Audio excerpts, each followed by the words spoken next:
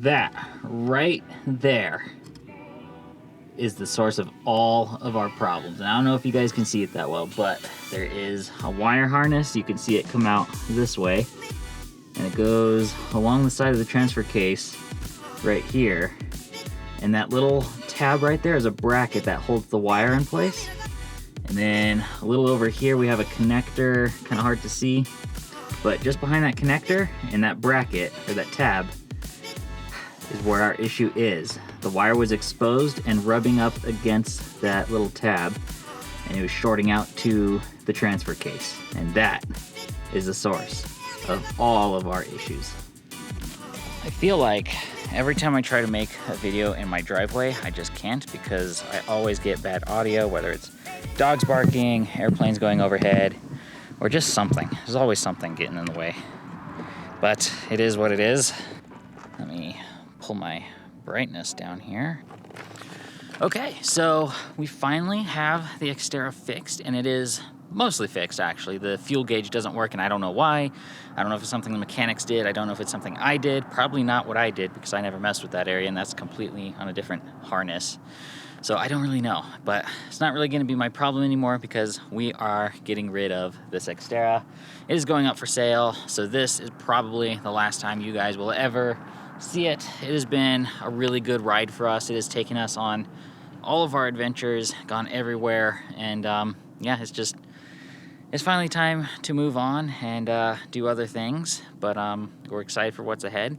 But man, this has been an absolutely insane process to get this issue fixed. If you guys haven't been keeping up with the channel and been knowing what's going on for like the past 3 months, I've been dealing with an electrical short in this Xterra after I drove through a mud puddle up in the Santa Fe National Forest. Absolutely embarrassing story. I drove through a mud puddle and the alternator died. And I got the alternator tested and it was dead. It had a short to ground, and there's just no recovering it. So we went to an AutoZone parking lot up in Taos and just swapped it out right then and there in the parking lot. Also ruined my clothes, my really good clothes that I had laying down in the parking lot. So not too happy about that, but it is what it is. But once we got the alternator switched, everything started working again until I got on the road. And then all of a sudden, I lost my instrument panel again. And the clue, see, noisy neighborhood. There's kids and everything. Now, when I killed the alternator originally, I lost the instrument panel and it wasn't charging the battery, obviously. But when we swapped it out in the AutoZone parking lot, we fired up the engine and everything started working. And we started driving back onto the trail to catch up with all of our friends. I didn't film any of this. This is just kind of what happened. We were just trying to get away for the weekend, just have some fun, not worry about filming or YouTube or anything like that. Just time for us to be on our own. And obviously that did not work out for us. So on our way back, trying to meet up with our friends, the instrument panel died. And the alternator being brand new, I did not think that was going to be the issue. It might have been, I didn't really know, but we had to get a tow back home. I wasn't going to fight this issue. Didn't really know what was causing it, and I needed to dive deeper into what was going on. So towards the beginning, I downloaded the service manual for the 2003 Nissan Xterra, and I started going through all of the electrical schematics. Now, Nissan, in all of their infinite wisdom, does not tell you what wire goes to what. They give you maps of the wire harness in the service manual, but they do not tell you what color wire goes to what or anything like that. All you can do is trace wires and use a voltmeter to see if you're in the right place. So there's a lot of trial and error going behind that. We eventually figured out that the alternator was okay, but there was an electrical short on a wire harness behind the hood going down to the transfer case, and I showed you guys that in another video here. We knew that that was where the short was. There was no doubt about it. I could take the voltmeter, check for resistance, and it was alarms were going off, and I knew the short was there. So I didn't know where on the harness it was. The harness is behind the engine, behind the firewall, or in front of the firewall behind the engine, and it drops down onto the transfer case, and it's just not an easy place to get to. And I, not being a mechanic or an electrical engineer, I don't know what I'm doing, guys. I'm just a simpleton. So I took it to a mechanic. The first mechanic I took it to messed everything up. They cut a bunch of wires in the dash, and it didn't fix the issue. It made things actually worse. It was basically bypassing everything, all the sensors and everything, just to get the instrument panel to work. That wasn't going to be a good long-term issue. I needed to have all of my indicators working, as well as all of the engine sensors working, and it just defeated the purpose to bypass all of that. Being pretty upset at them for doing what they did, I wasn't going to deal with them or have them fix it. I was going to do it myself. I undid everything they did, and I determined I was going to take it to the Nissan Service Center because, well, I figured the people that build the vehicle probably know it better than me. And yeah, I was pretty wrong about that. So I took it to the service center. I told them exactly what was going on with the Xterra. I told them and even pointed out to them where the electrical short was. And they basically said, okay, well, we're going to have to run our own diagnostic. We can't really listen to anything you say because we don't know anything about your vehicle. And I figured, okay, that's pretty simple. You're going to find this short really, really fast one way or the other. It's not going to take much, and their hourly charge was like $145. So I figured, it can't hurt. They'll find it pretty quick. Well, 2 days later, I get a call, and they spent 4 freaking hours working on the Xterra, and they had no idea where the short was. Even though I told them when I first checked it in, they had no clue where it was. So I then told them the exact label on the harness from the service manual where to look, and they said, okay, we'll look there. So the next day, I get a call saying that they've located the wire harness, and that is definitely where the short is at, but they don't know where on the harness it is. And that's basically everything I told them when I first dropped it off. And they basically rung up a 5-hour diagnostic bill for me that I have to pay. So not really wanting to fight it, I just wanted my issue fixed. I just went ahead and paid the $500 bill.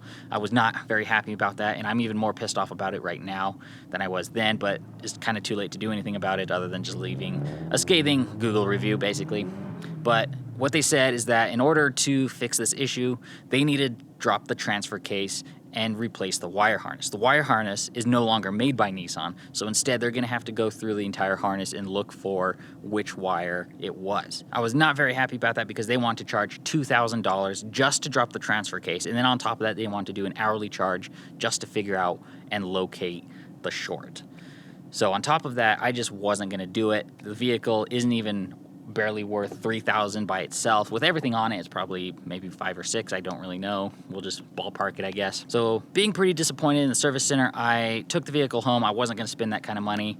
I decided I am going to take one more crack at this and look at it myself. My dad and I got our hands on a snake inspection camera that we got off of Amazon for $100, and we pulled it into the garage. We spent 1 hour looking under the transfer case with that inspection camera, and we located that short. And it took me 5 minutes to fix it. It was perfectly reachable. There's nothing that was overly difficult about it. Basically, all we had to do was take some liquid electrical tape, lather it up on the harness, and then zip tie everything down so it doesn't chafe against the bracket and rub raw again down to the copper. So it was a super simple fix, and the more I think about it, the more I'm kind of pissed off at Nissan for trying to jip me, because either they have no idea what they were doing, or they were trying to scam me out of $2,000. One way or another, it was not a cool experience, because considering that I am not a mechanic, I am not an electrical engineer, I don't know what I'm doing. I'm just a simpleton that's just trying to figure out why my vehicle isn't working. And with 1 hour of work with an inspection camera, I was able to do what a paid professional couldn't do. So I kind of feel like I'm making a Louis Rossmann-like video here, that the best person to do repairs on anything you have, whether it's a computer, a vehicle, a refrigerator, the best person to do it is going to be you. You know this device better than anybody else. You know what's wrong with it. And yeah, I'm sure there's really good mechanics out there that know what they're doing, and I don't mean to bash them at all. But there's a lot of mechanics out there that have no clue what they're doing, and they're just trying to scam people out of money like this. And I'm really glad I did not pay that $2,000, because at first it was very tempting, because we didn't really have the option of looking at other vehicles at the time. It just wasn't on our minds. It was just, let's get this one fixed and do what we need to do to get it fixed. And at first I was like, okay, we need to do it. It's the only way we're going to have a functioning vehicle. But I realized, if we're hashing out this kind of money for a simple repair, I might as well just start looking for another vehicle, because odds are, with a 20-year-old vehicle, we're going to continue to have a lot of issues. And sure, I can keep maintaining the vehicle, doing all my own mechanical work, and I'll probably be doing it on the new one, whatever one I get. Spoiler, it's a 4Runner. It just makes sense to just start from scratch and do something new. So that is basically where we're at today. It's been quite the rodeo with this issue, Everything is actually fixed. The only thing that doesn't work is the fuel gauge meter. I don't know why the OBD reader tells me that it is the fuel sensor level sensor, but I'm pretty sure that's tied into the fuel pump, and the fuel pump works, but the fuel level indicator doesn't. I don't really know what's wrong, and it's not really worth my time to fix it. So I think it's just time for us to just part ways with the Xterra and let it be somebody else's adventure or problem, I guess, one or the other, I don't know. But it has been a very good vehicle to us. You guys have seen our channel. You can go back and watch all of our videos and our adventures. We've taken it pretty much everywhere, and it has been with us every step of the way. We've put it through so much that, yeah, I mean, I'm surprised there's not more issues going wrong with it, to be honest. I mean, we took it through Death Valley where we broke a leaf spring. We drove it through the freaking ocean in Texas. We drove it all the way to the Olympic Peninsula in Washington and through Montana. And we did all that on the broken leaf spring, too. We put another 6,000 miles on that broken leaf spring before we pulled back into our own driveway. And yeah, I'm really surprised how well this vehicle is held together, considering all that we've put it through. But it is finally time for us to hang up the coat and just move on to something new. And we're really proud and excited to have a 4Runner now, and we're going to be starting to work on that here pretty soon. I'm pretty excited about it. I want to do a build series. I'm going to do an adventure series. We got a lot of ideas coming, and it's also kind of given us the opportunity to rethink how we're doing things, because the Xterra was honestly kind of a learning experience for us. And I know a lot of people, when I tell them I'm just going to get rid of it and start a new build, they're like, well, didn't you invest a lot of money into that? And yeah, overlanding's kind of expensive, but we kind of did all this on a shoestring budget. This is not a lot of money compared to what other people invest into their overland builds. This is pretty much as cheap as you can get right here. It's given us the opportunity to learn a lot. We know our mistakes that we've made in the past. We know what we want to fix in the future. And having another opportunity to start a new build gives us the ability to work on all that we have learned. So we're pretty excited about that and looking forward to what happens next. Hi, Kenzu. Kenzu. Hi there. Hi.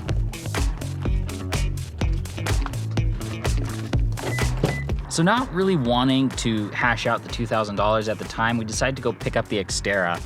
And I had the realization that, you know, I could pay the $2,000 to fix it, but it just probably isn't going to be worth it, because with these older vehicles, issues don't exactly get better. They just continue to get worse. And eventually you're going to be spending more time in a shop than you are on a trail enjoying life. And that's just not what we want to do. So when we went to go pick up the Xterra, the first thing we did afterwards was go buy a 4Runner. So we went over across the street to the Toyota dealership and picked up this 2021 Toyota 4Runner.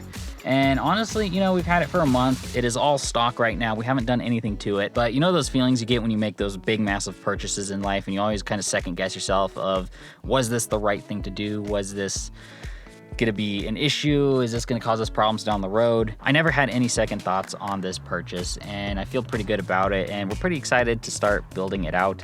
So stay tuned for the next video. We're gonna go over everything we're gonna do to this and talk a little bit about what our plans are going forward. Hope you guys enjoyed this little Lewis Rossman-like rant of mine. But yeah, don't forget to like, comment, subscribe, and I will see you guys in the next video. Bye. Kenzu. What are you getting into? What are you getting into? What are you doing? What are you doing? Yeah, you like the Toyota 4Runner too, don't you? Yeah. I think it was a good idea. I think it was a very good idea. I think you like it too.